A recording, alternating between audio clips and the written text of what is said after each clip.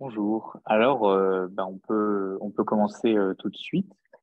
Comment raconter la science? Il semblerait que la science se raconte de différentes manières, dans des articles de recherche, des livres, des documentaires, des films. On peut penser au film de Christopher Nolan, Interstellar, ou encore au film de Denis Villeneuve, Premier Contact. Ils avaient fait couler beaucoup d'encre sur les éléments de narration qui relevaient d'une description technique et objective de la réalité scientifique, et d'autres éléments de narration qui étaient plus créatifs, plus imaginatifs. D'une certaine manière, les récits fictionnels impliquant la science sont souvent une manière de rendre la science plus accessible, plus intéressante pour le grand public, une manière de communiquer des découvertes, des avancées scientifiques, mais aussi une manière d'expliquer des concepts scientifiques de manière plus imaginative et créative. Et pourtant, il semble assez intuitif de considérer que la science et la fiction sont deux domaines distincts.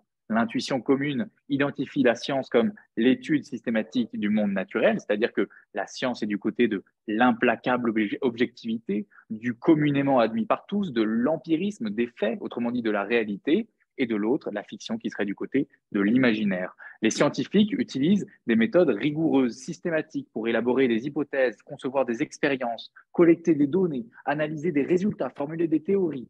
Ces méthodes scientifiques reposent sur des principes objectifs et des preuves tangibles, permettent de distinguer les faits avérés des croyances subjectives.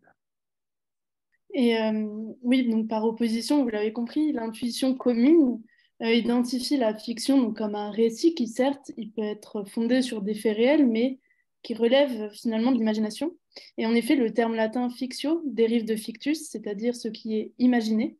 Dès son origine étymologique, la fiction, elle est comprise au sens d'une création de l'imagination. C'est vrai, la fiction, elle implique souvent l'utilisation de l'imagination pour créer de nouveaux mondes, des personnages, des histoires. La création d'une œuvre de fiction, elle implique des choix artistiques et esthétiques qui peuvent refléter les goûts, les opinions et les préférences de l'artiste. De plus, les réactions des lecteurs ou des spectateurs à une œuvre de fiction sont souvent influencées par leur propre expérience, leur culture et leurs croyances personnelles. Donc, ainsi, la façon dont une œuvre de fiction est interprétée, elle peut varier d'une personne à l'autre en fonction de ses propres perspectives et expériences. Dans cette perspective, l'imagination, elle joue un rôle clé dans la création de la fiction car elle est la capacité de créer ou de recréer des images, des idées et des expériences dans l'esprit. Donc, voilà donc que l'intuition commune oppose la science, monde de l'objectivité et des faits, on verra plus tard, à la fiction, monde de la subjectivité et de l'esprit. D'où la question de notre introduction, comment science dans un contexte où il semble y avoir une contradiction, ou du moins un défi, à résoudre entre la réalité scientifique et la fiction.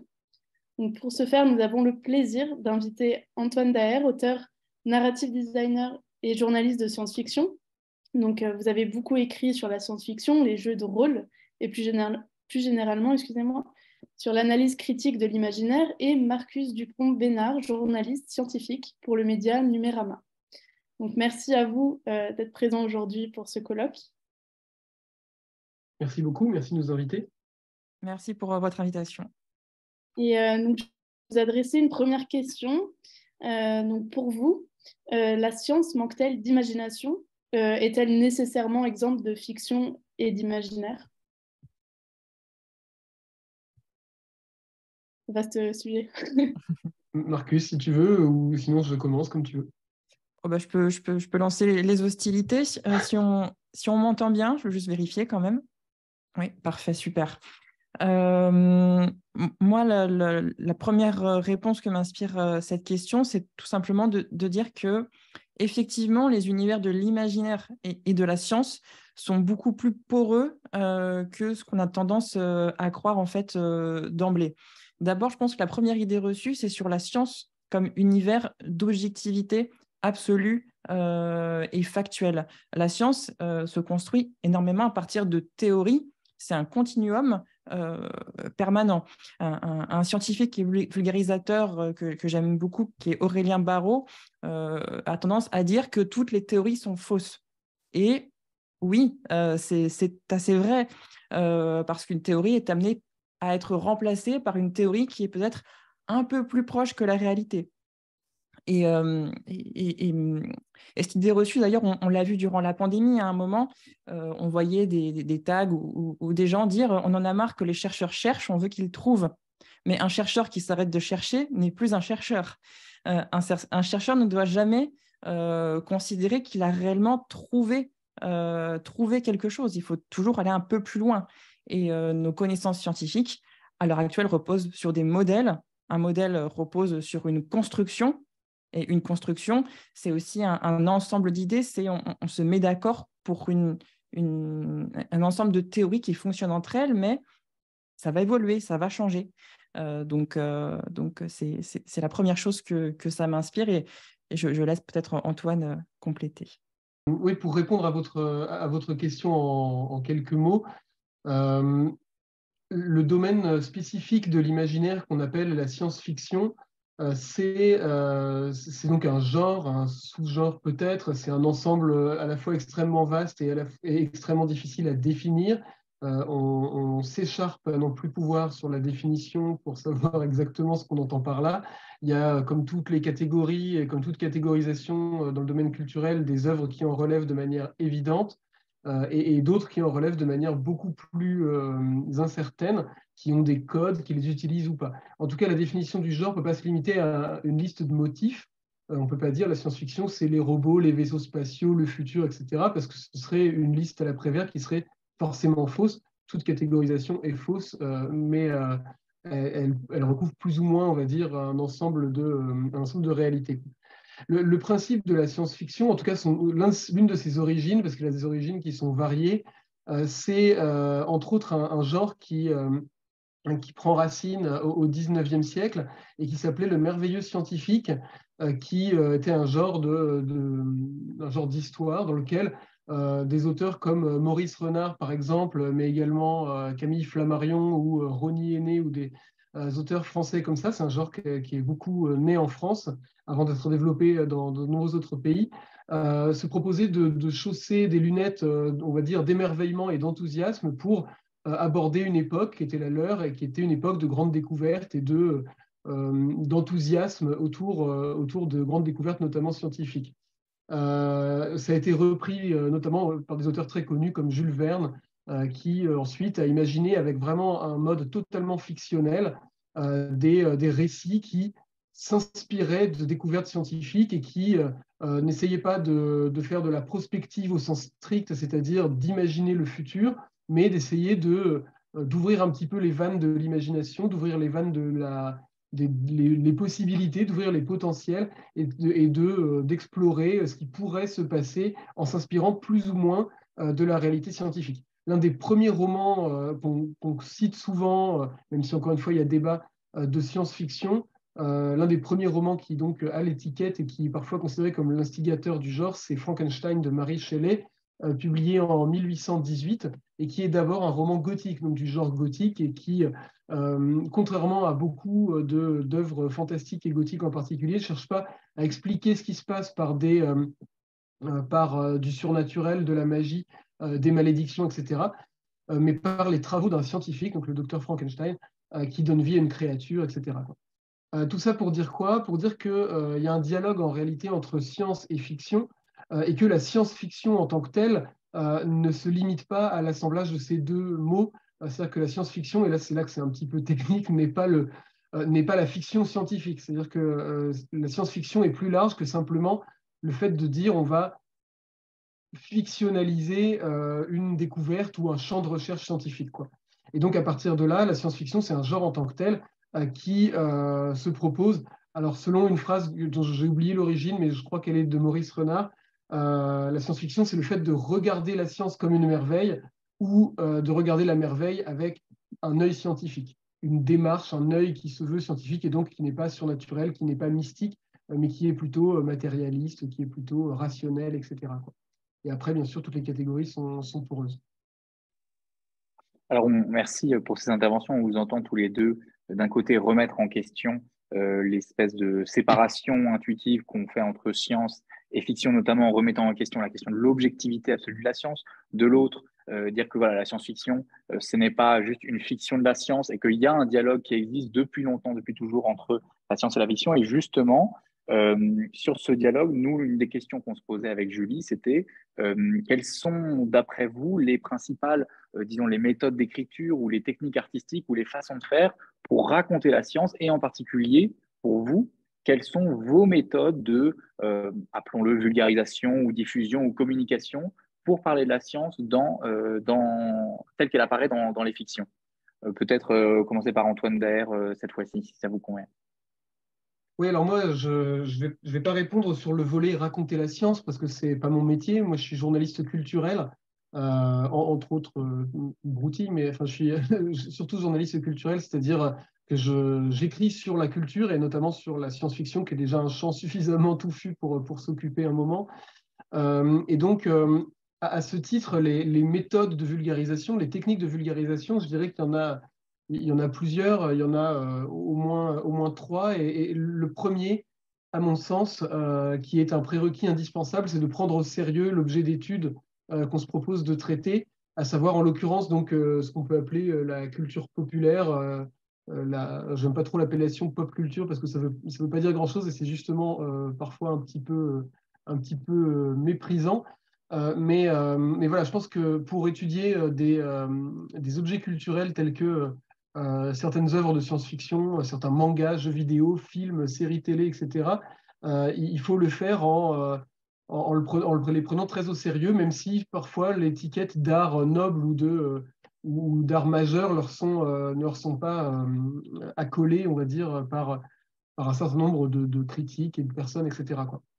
Donc, d'abord, prendre au sérieux ce dont on parle. Ce sont des œuvres qui, même si parfois elles peuvent sembler, alors désolé, j'ai maintenant des rayures roses sur ma webcam, bon, on va faire comme si. Ne pas oublier que ces œuvres-là ont souvent un retentissement énorme, ont souvent une énorme audience. On parle de centaines de milliers, parfois de millions, parfois de dizaines de millions de personnes qui sont touchées par ces œuvres. Et donc, en les prenant au sérieux, on peut se poser la question de l'impact qu'elles ont sur le monde, sur les gens, sur nous, sur nos considérations, nos visions du futur, notre vision du réel, notre vision des autres, etc., quoi. Et donc, justement, c'est parce que parfois ces œuvres paraissent anecdotiques ou parce qu'on leur dénigre l'idée de pouvoir porter un discours éventuellement émancipateur, éventuellement philosophique, ou voire même non pas scientifique parce que ce n'est pas leur objet, mais en tout cas d'apporter des idées et d'alimenter on va dire le moulin à idées collectif et personnel. Parfois, on leur dénigre cette possibilité-là, contrairement à des grandes œuvres classiques, à des grandes formes d'art classiques. Et bien justement, c'est parce qu'elles peuvent paraître anecdotiques qu'elles méritent toute notre attention et spécifiquement qu'on peut les décrypter et se demander ce qu'elles véhiculent comme message sur le monde. Un film comme Avatar, c'est des millions et des millions d'entrées, c'est un impact considérable sur le paysage science-fictionnel, sur le paysage culturel déjà, mais via une œuvre de science-fiction. Et à ce titre, ça mérite d'être vraiment étudié avec sérieux. Voilà. Ça, c'est le premier point. Et les deux autres, peut-être plus rapidement, parce que le temps est compté. C'est utiliser ces œuvres comme des prétextes également pour ouvrir sur des sujets plus profonds. Commencer avec une œuvre, on parle d'Avatar, on parle de Black Mirror, on parle de l'attaque des Titans, je ne sais pas quelle autre œuvre comme ça qui est à la fois populaire et très connue et très partagée. Aussi comme un prétexte pour aller ouvrir sur des champs qui sont des champs culturels un peu moins connus, qui peuvent être également qui peuvent expliquer une forme d'histoire de ces œuvres, pourquoi Avatar existe dans telle forme, à tel moment, parce que ça s'inspire aussi d'un paysage culturel préexistant, et également d'un paysage philosophique, etc., préexistant, donc les resituer dans leur contexte, et également dans le contexte de l'histoire des idées, alors vaste programme, hein, mais néanmoins. Et puis, essayer de voir comment on peut ouvrir sur des sujets qui peuvent être de sciences humaines, de philo, de sciences sociales, etc., moi, je considère que la science-fiction est souvent comprise au sens science-fiction, sciences dures, physique, chimie, etc., biologie. Et également, la science-fiction, c'est également la science-fiction des sciences sociales, c'est-à-dire la social fiction, prospective, si on peut dire, etc. Donc, se demander, ouvrir sur des concepts de sociologie, etc., par rapport à une œuvre de fiction, c'est pour moi un truc qui est essentiel. Et puis, le troisième point, beaucoup plus vite, c'est situer politiquement ces œuvres, considérer que tous les discours tenus sur le monde, via l'imaginaire ou pas, sont des discours qui ont un ancrage géographique un ancrage social, culturel, mais également un ancrage politique. Et donc, se demander ce que sont ces œuvres au-delà de ce qu'elles veulent nous dire, de ce qu'elles prétendent nous dire. Je parlais d'Avatar, c'est un très bon exemple. Avatar, c'est une espèce de fable un peu écolo, un petit peu, enfin même tout à fait écolo d'ailleurs, d'une certaine forme d'écologie, avec également un discours social, etc. C'est aussi une grosse production américaine qui est marketée à outrance, vendue dans tous les pays du monde avec un marketing absolument colossal, etc. Donc c'est une œuvre qui est quelque chose en plus de dire quelque chose, et donc il faut se demander quoi. Marcus Dupont-Bernard, si vous voulez intervenir. Oui, alors sur cette question, je pense que moi, je peux répondre en deux temps. D'un côté, raconter la science, le métier de raconter la science, et de l'autre, la place de la science-fiction là-dedans. D'abord, je voudrais vraiment dire que journaliste scientifique, on a tendance à ne pas trop le savoir, mais c'est vraiment un métier à part entière et qui n'est encore aujourd'hui pas assez considéré au sein même du milieu des médias, ce qui en soi est déjà très évocateur de la place de la science dans le monde des médias. Or, les médias sont évidemment à l'interface entre science et société. Donc déjà, ça, c'est un symptôme assez important. Et journaliste scientifique, en tant que métier, c'est un certain nombre de méthodes. Et ce qui fait que quand on va traiter une actualité, on va suivre des règles. Donc, on va vérifier que, je ne sais pas, on va regarder on va regarder le profil des auteurs des études, on va voir quel type d'études c'est, on va voir quelles sont ses limites. Donc, par exemple, on suit un process de source. Quand on fait un article là-dessus, on va toujours citer sa source. Et une règle qui est souvent oubliée, par exemple, qui est de toujours mettre un lien vers l'étude, vers la source, pour que cette source soit toujours accessible. C'est une règle fondamentale du journalisme scientifique, la source. Autre petit détail, par exemple, que je trouve toujours assez important, c'est de notifier si une étude est en pré-publication ou publiée. C'est un élément qui est souvent très peu évoqué dans un média, mais qui est très important pour que les gens aient conscience que l'information qu'on leur apporte, ce n'est pas la science dit. C'est telle publication, telle proposition, on arrive à telle conclusion. Donc, d'un point de vue méthodologique, moi, j'aime bien toujours donner les clés, en fait, à nos lecteurs et à nos lectrices. Toujours, en fait, ne pas se dire qu'on va juste donner la conclusion d'un travail scientifique, mais qu'on va expliquer comment ces scientifiques en sont arrivés là, on expliquer le processus. Je pense qu'on doit vraiment de nos jours expliquer comment la science fonctionne. On doit transmettre la méthode scientifique. C'est de la pédagogie vraiment éthique, en fait, selon moi. Pour moi, on est vraiment au sens propre dans de l'éthique, c'est-à-dire qu'on ne peut pas juste dire, voilà, cette crème est hydratante parce qu'elle est hydratante. On doit développer derrière comment les chercheurs et les chercheuses en sont arrivés à cette conclusion-là. Et est-ce qu'il y a des limites? Est-ce qu'on l'a testé que sur des personnes contre 18 et 19 ans? Ce serait une limite considérable. Et si on ne le dit pas, ça change absolument tout à la découverte scientifique qu'on évoque. Donc ça, c'est fondamental au niveau des méthodes. C'est de se dire qu'on ne transmet pas des informations, mais des connaissances in fine. Donc voilà, ça c'est pour mon premier point méthodologique, c'est vraiment ça. Le second, c'est je pense qu'aujourd'hui, dans la communication scientifique, et donc à mon niveau, au niveau du journalisme scientifique, la science-fiction doit avoir une place fondamentale parce qu'elle permet de s'extraire du temps présent. La science-fiction n'est jamais une fiction éthérée, lointaine, qui présente un véritable futur. Elle raconte toujours le présent, elle raconte des technologies et des sciences qui sont en ce moment, qui sont maintenant, et elle permet de les voir de l'extérieur, avec plus de recul, plus de calme. À côté de Numérama, moi, je suis chroniqueur dans Le Meilleur des Mondes, une émission sur France Culture où on s'interroge sur les nouvelles technologies. Et en général, moi, mon rôle, c'est de faire une sorte de bulle culturelle à la fin de l'émission. Et en général, je trouve une œuvre, un film, une série, un roman de science-fiction qui aborde le sujet qui auparavant a été débattu par des scientifiques, des chercheurs et chercheuses en sciences sociales. Et je dois vous dire que je ne tombe jamais en panne d'une œuvre qui tombe en plein milieu du sujet qui avant a été évoqué par les experts et les expertes par les spécialistes. Et ce qui est marrant, c'est que cette œuvre permet toujours de réouvrir le débat, de relancer les choses, tout en touchant vraiment le cœur de cible du sujet. Donc la science-fiction aujourd'hui est un outil de pédagogie scientifique extrêmement lucide et extrêmement pertinent, et je pense qu'on ne peut pas s'en passer en tant que journaliste scientifique, et même en tant que journaliste de manière générale, je pense. Merci beaucoup d'avoir répondu à cette question. Et donc, vous avez parlé d'ancrage politique et aussi d'éthique. Et justement, j'aimerais vous poser la question plus précisément, peut-être avec des exemples, pourquoi pas, sur l'enjeu éthique des œuvres de fiction. Enfin, vraiment créer ce questionnement-là de l'éthique des œuvres de fiction. Vous pouvez commencer si vous voulez. Marcus. Ouais. Oui, d'accord. L'éthique des œuvres de fiction, c'est un sujet qui est délicat parce qu'on ne peut jamais atteindre à la liberté d'une œuvre. Donc, est-ce qu'on peut reprocher à un écrivain de science-fiction d'avoir fait une faute scientifique?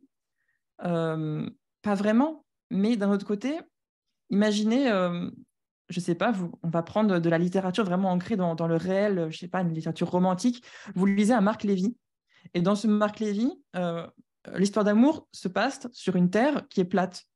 Et dès qu'on fait référence à ça, la terre est plate, évidemment, ça vous choquerait, ce serait bizarre. Ou alors qu'on ferait comme si la lune était verte. Ce serait très bizarre, ce serait pas normal, ce serait malaisant.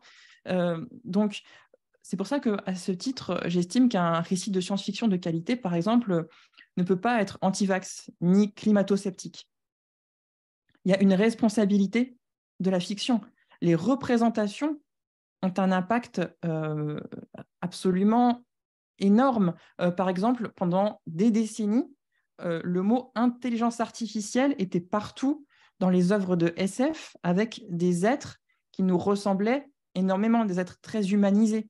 Alors, qu'est-ce qu'a fait l'être humain? Il a associé le mot intelligence dans l'intelligence artificielle à des humanoïdes qui nous ressemblent et qui sont véritablement intelligents au sens d'une intelligence émotionnelle, humaine. Et ça, aujourd'hui, ça a un impact dans le rapport qu'on va avoir aux vraies IA d'aujourd'hui, des IA conversationnelles qui sont des purs chatbots. Donc, la fiction a une responsabilité. Un écrivain, il n'est pas dans une tour d'ivoire en train de faire sa petite popote. Un écrivain de science-fiction, il va avoir un impact culturel. Et la littérature, c'est du talent, évidemment, c'est de la liberté, c'est des idées, mais c'est aussi du travail. Et dans ce travail d'écriture, je pense qu'il y a une dimension éthique liée à comment on perçoit le monde aujourd'hui et donc à la pédagogie scientifique. Ça me fait penser au phénomène de résistance imaginative, le fait que des fois on n'arrive pas à s'engager dans l'œuvre de fiction, justement parce que ça heurte nos valeurs. Et je pensais aussi au récit de cette résistance imaginative dans les récits qui racontent, par exemple, des histoires queer ou des relations homosexuelles et comment les raconter différemment aussi, parce que forcément, ça a un impact sur le réel, toutes ces représentations. Enfin, je suis absolument d'accord avec vous. Antoine, si vous avez des précisions à rajouter, je vous laisse la parole. Oui, tout à fait. Moi, sur cette question de l'éthique des créateurs, des créatrices d'imaginaire, je ne sais pas en fait si je sais pas si je serais aussi catégorique sur le fait qu'une œuvre qui serait anti-vax serait forcément mauvaise ou quoi. En tout cas, je pense que ce qui est certain, c'est que je partage l'idée selon laquelle elle porterait un préjudice, on va dire, je ne sais pas comment dire ça, enfin, pas à la conception scientifique du monde parce que ça ne veut rien dire, mais elle porterait un préjudice à une relative certitude qu'on a sur le fonctionnement des virus, etc. Je dis relative certitude, mais je dois dire une certitude parce que voilà, mais je sais la science n'est jamais une certitude complète, etc. C'est pour ça que je dis une relative certitude, mais je ne suis pas anti-vax. En fait, le truc, c'est qu'il faut se rappeler de quelque chose avec la fiction, et c'est à la fois ce qui fait son sel et ce qui fait son sa difficulté, on va dire, à appréhender, c'est que, à mon sens, elle gagne énormément à être complexe plutôt que morale. C'est-à-dire, la fiction gagne à être un labyrinthe qui se doit d'être cohérent sur lui-même et la cohérence interne à l'œuvre est essentielle pour qu'une œuvre ne se contredise pas elle-même. Et c'est pour moi là où une œuvre peut être objectivement mauvaise et avoir objectivement des ratés dans son déploiement, c'est quand elle se contredit elle-même. Mais à part ça, elle n'a pas d'impératif de réalisme par rapport à quoi que ce soit, y compris du monde réel, quoi. Et donc, par exemple, si on cite le film tout à fait formidable qui a eu cet Oscar il y a quelques jours, là, qui est Everything, Everywhere, All I Want, c'est un film qui parle de multivers dans lequel il y a des réalités extrêmement foutraques qui se superposent les unes aux autres et dans lequel, à aucun moment, les auteurs du film cherchent à nous amener à considérer réellement qu'il puisse y avoir des mondes parallèles dans lesquels tout le monde est une pierre ou dans lesquels on a des doigts en forme de boudin à rallonge, etc. C'est évidemment un délire qui sert à être rigolo, à être fun, etc. Mais pas uniquement, qui sert également à porter le propos du film. Et le propos du film est beaucoup plus psychologique et, on va dire, sensoriel et sentimental. C'est un film qui parle des liens de famille, qui parle de l'âge, qui parle énormément de sujets dont je ne saurais même pas faire la liste tellement il y en a. Et donc, à partir de là, son univers fictionnel se déploie aussi pour être cool et marrant et dynamique et prenant, ce qu'il réussit à faire à merveille, mais sans du tout prétendre avoir une vérité scientifique sur le monde. Surtout quand il sort tout un tas, c'est comme Rick et Morty, d'ailleurs, il y a une parenté évidente entre les deux. Il n'y a aucune intention de la part des créateurs de Rick et Morty de réellement penser que ces mondes existent. Ce n'est pas le rôle en réalité de la science-fiction que de présupposer que ce qu'elle décrit existe ou existera.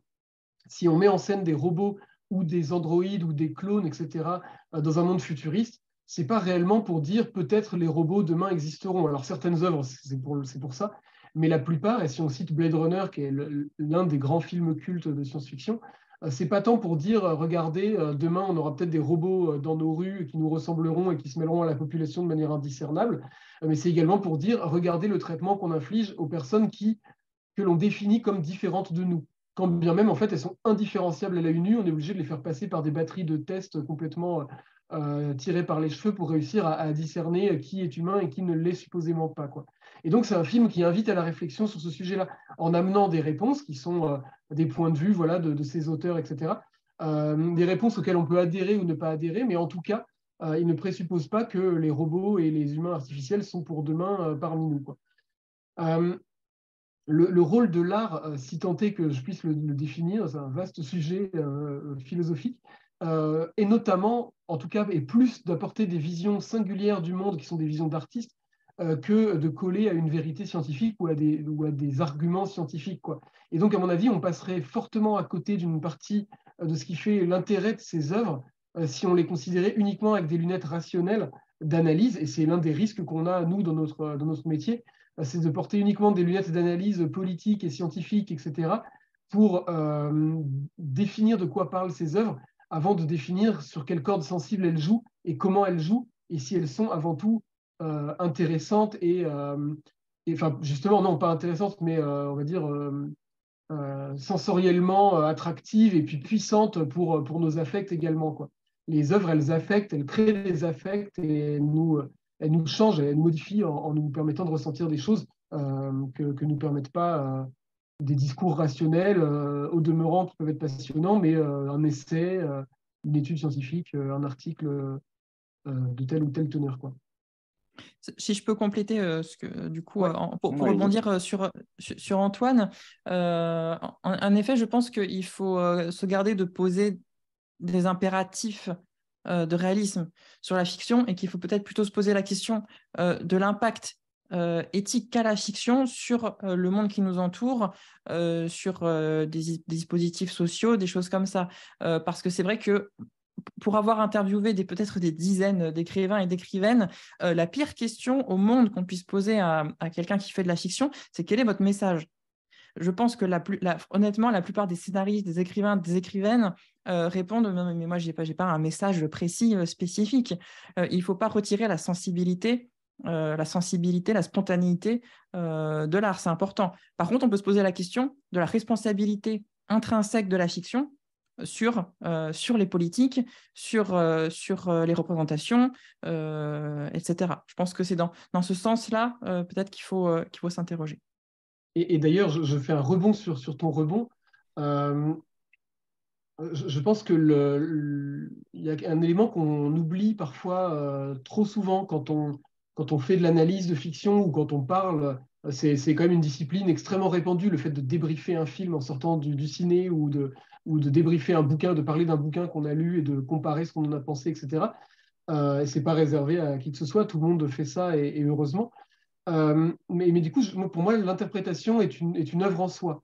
C'est-à-dire que l'interprétation, et elle obéit du coup aux mêmes règles qu'une œuvre. C'est-à-dire qu'elle se doit d'être cohérente et raisonnable et cohérente avec elle-même. Mais à partir de là, elle n'est pas moins valable que l'interprétation qu'en font, y compris les auteurs de l'œuvre qu'on interprète, quoi. C'est-à-dire que proposer une lecture en tant que public, disant voilà, j'ai vu ça dans telle œuvre, et voici mes arguments, et voici pourquoi, à mon sens, on peut voir ça comme ça.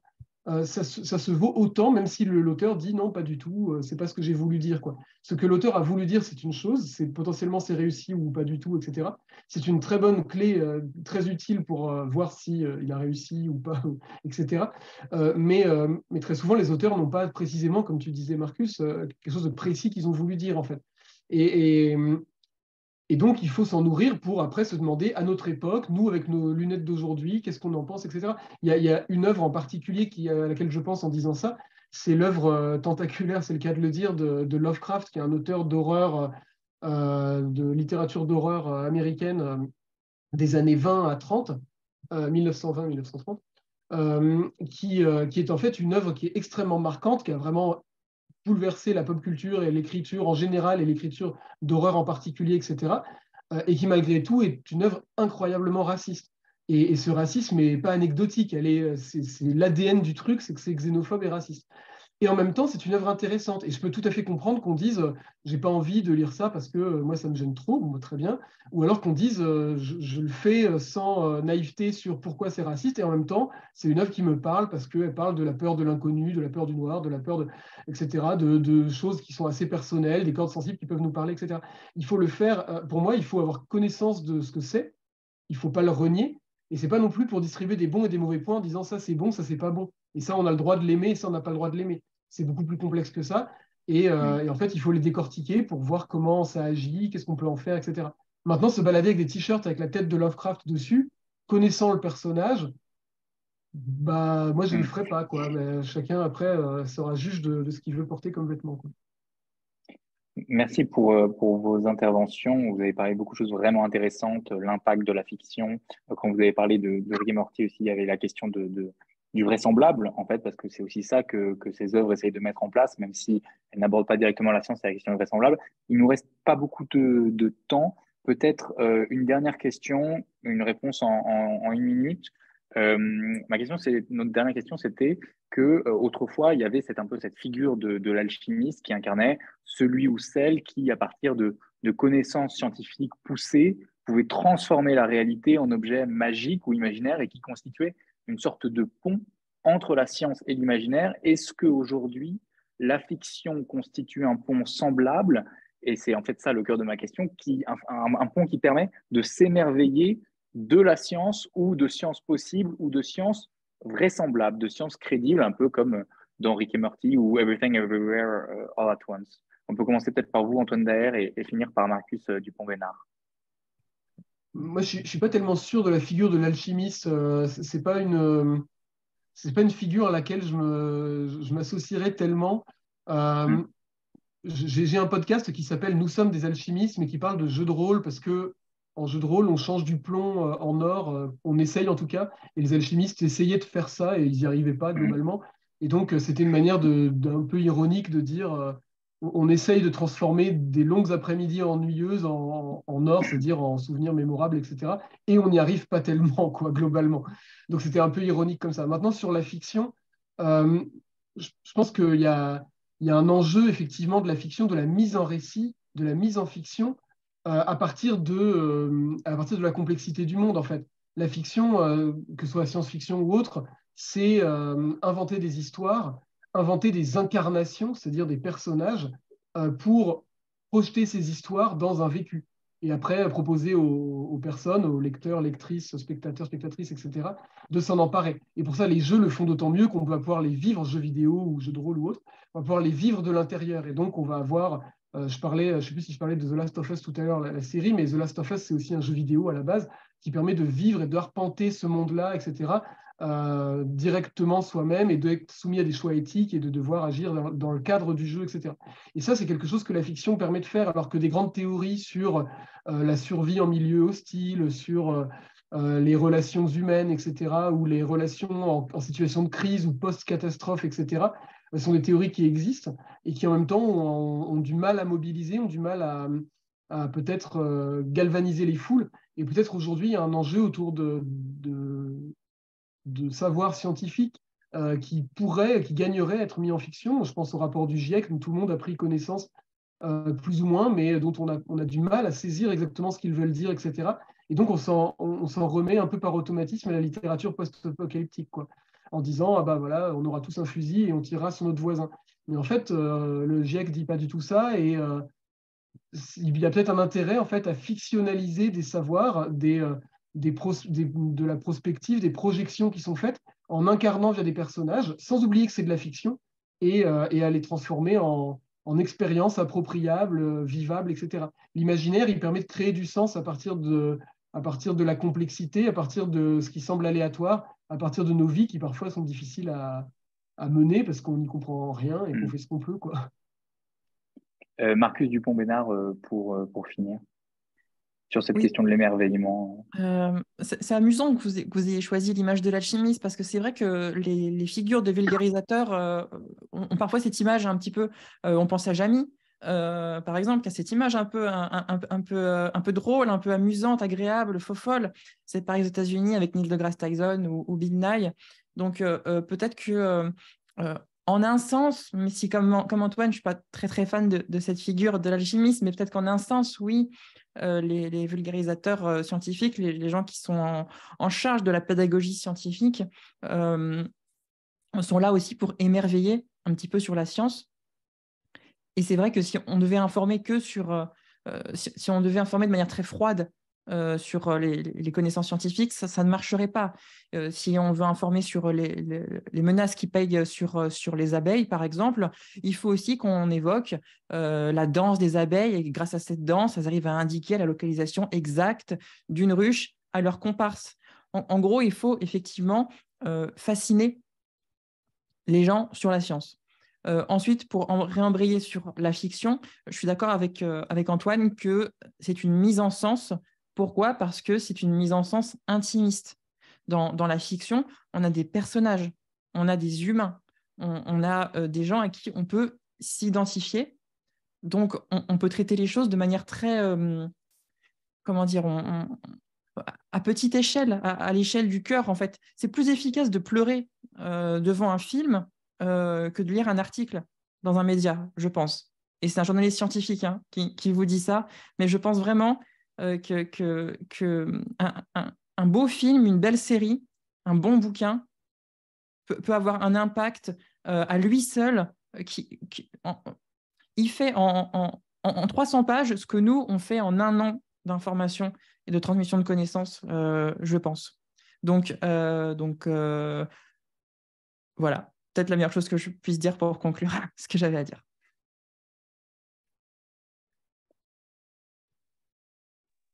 Merci beaucoup pour vos réponses et pour vos interventions. C'était vraiment très intéressant. Il y a peut-être une question, Monsieur Claes, je ne sais pas si on a le temps. Il y avait des questions dans le chat pour le lien entre fiction et ChatGPT. Est-ce que ça va peut-être changer la façon dont la fiction aborde la science? Est-ce que vous pensez qu'on a le temps d'aborder ça? Oui, en une minute. En une minute, ouais. On peut dire une minute chacun, si ça vous convient. Marcus Dupont-Bénard, en une minute, est-ce que vous pensez que ChatGPT, de façon plus générale, les intelligences artificielles conversationnelles, on sait qu'il y a des nouveaux sur le marché comme Bard de Google ou Llama de Meta. Est-ce que vous pensez que ça va changer la façon dont la fiction raconte la science ou parle de sujets scientifiques. Non, non. Je pense Non. que la façon dont on traite cette actualité en ce moment et la façon dont on aborde ChatGPT en ce moment est impactée par la fiction. Je pense que c'est vraiment dans ce sens-là qu'il faut. On voit vraiment ces IA comme des interlocuteurs et des interlocutrices. Et je pense que la fiction a un impact. Et je ne pense pas que ce soit forcément ni négatif ni positif. Après, c'est très humain. Mais je pense que c'est dans ce sens-là qu'il faut voir les choses. Et vraiment voir qu'il y a une part de fiction dans la façon dont on perçoit aujourd'hui ChatGPT quand on lui parle. Vous voyez, moi-même, je dis quand on lui parle comme si c'était une personne, mais ce n'est pas une personne. Antoine Daher, il y a peut-être aussi d'ailleurs, pour vous qui avez beaucoup parlé des jeux de rôle, l'utilisation de ChatGPT dans les jeux de rôle, c'est aussi quelque chose qui s'est beaucoup développé ces derniers mois. Je ne sais pas ce que vous voulez dire sur... Alors, je serais curieux de voir comment ils utilisent ça dans des jeux de rôle Mais si on imagine qu'on fait dire à son personnage ce qu'on génère automatiquement avec ChatGPT, dans ce cas-là, autant ne pas jouer du tout et aller se coucher. Enfin, je vois pas trop le. Enfin bon, bref. Non, c'est plus Bon. pour rechercher des idées d'inspiration, de description, par Ah oui, exemple, d'accord. Ouais. si on est Euh, dans des lieux nouveaux. je sais pas, j'utilise pas ce genre d'outil du tout déjà, mais en plus, notamment pas dans le cadre du jeu de rôle.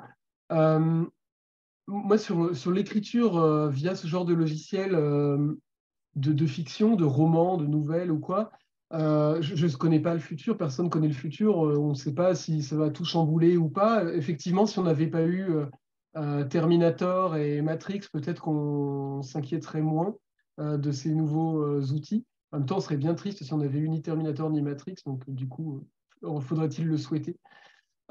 Toujours est-il que moi, ce que ça m'évoque, ces outils-là de génération de texte, là, c'est, je ne vais pas faire de discours sur le fait de dire il faut une vraie personne est la seule capable d'inventer, etc. Je fais assez confiance aux ingénieurs qui sortent ces outils-là pour faire des trucs très, très bluffants et très, très poussés pour sans doute inventer, y compris de la fiction demain avec ça. Je leur fais vraiment confiance là-dessus. Néanmoins, je trouve que ça devrait nous interroger sur la distinction qu'on fait entre, et attention les grands mots, une œuvre d'art et un contenu. Et c'est une distinction qui aujourd'hui a tendance à se flouter de plus en plus. C'est-à-dire que des plateformes comme Netflix, Amazon et toutes les autres qui s'y sont mises dans leur sillage ont tendance aujourd'hui à produire de plus en plus de contenu, c'est-à-dire des choses qui sont calibrées par des données qui sont très très rationnellement définies pour cibler des segments de population en fonction de leur goût, etc.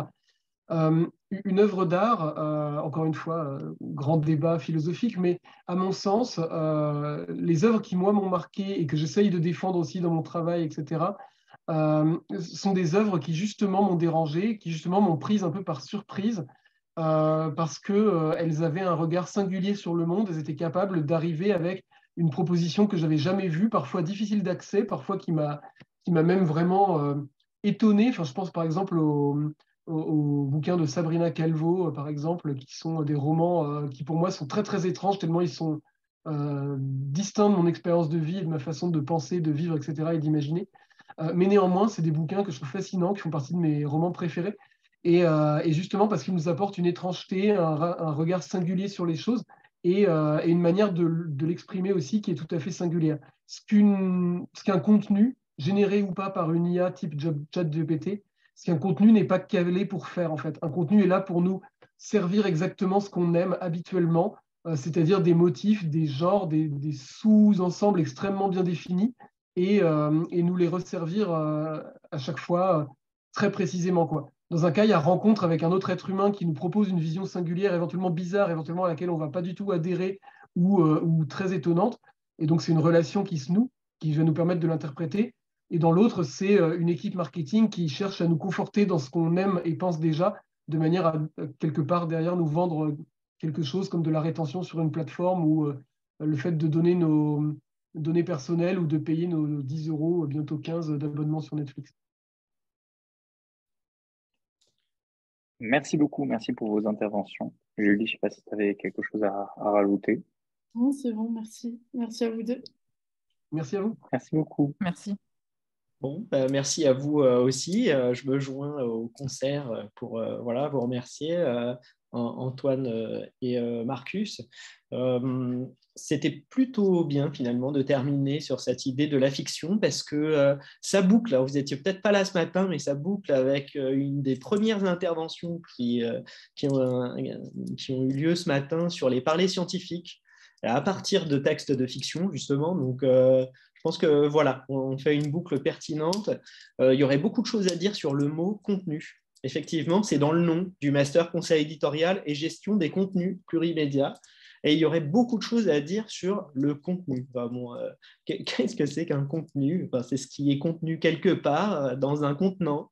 Enfin bon, bref, il y aurait beaucoup de choses à dire. En tout cas, on retient de votre table ronde le fait que on doit aussi savoir faire pleurer nos publics. Et ça, voilà, c'est assez émouvant. On doit jouer sur cette corde sensible pour sensibiliser les gens au sens le plus plein du terme.